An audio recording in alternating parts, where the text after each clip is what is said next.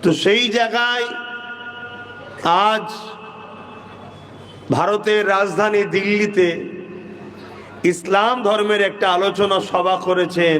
এটা চারটিখানি ব্যাপার নয় আজকের দিনে। আবার একটা সমস্যা হলো বাঙালিরা করেছে। যদি অবাঙালিরা করতো তবু একটা বিষয় ছিল, বাঙালিরা করেছে। এটা কিন্তু একটা বিরাট বড় আপনাদের ব্যাপার, যেটা আপনারা কতটা অনুভব করছেন বুঝছেন জানি না।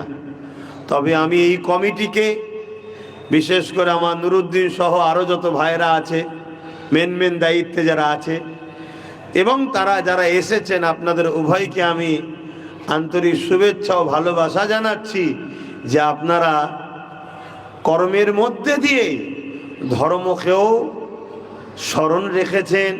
ধর্মের মেসেজ শোনা ও শোনাবার একটা সুব্যবস্থা তৈরি করছেন। আল্লাহ কবুল করে, বলুন আল্লাহুম্মা আমিন।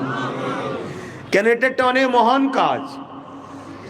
এই কাজের মধ্যে যে বা যারা জড়িয়ে আছে, এই কাজে যারাই সহযোগিতা করছে, কেউ শ্রম দিয়ে, কেউ বুদ্ধি দিয়ে, কেউ অর্থ দিয়ে, কেউ আবার বাগানকে সাজিয়ে এসে বসে এই বাগানের সৌন্দর্য গড়ে তুলছে, উভয়টা কিন্তু বড় একটা ভালো।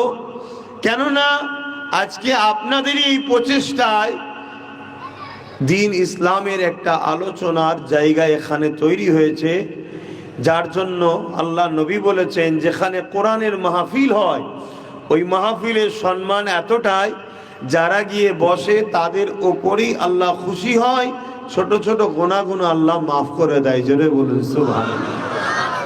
আজ আমরা যারা বসেছি আমাদের তো গুনাহ মাফ হবে ইনশাল্লাহ। তো এই জিনিসটা যারা করলো তাদের অবদান আছে না নাকি? তারা বেকার নাকি? তারা আজকে করেছিল বলেই তো আমরা বসতে পারলাম।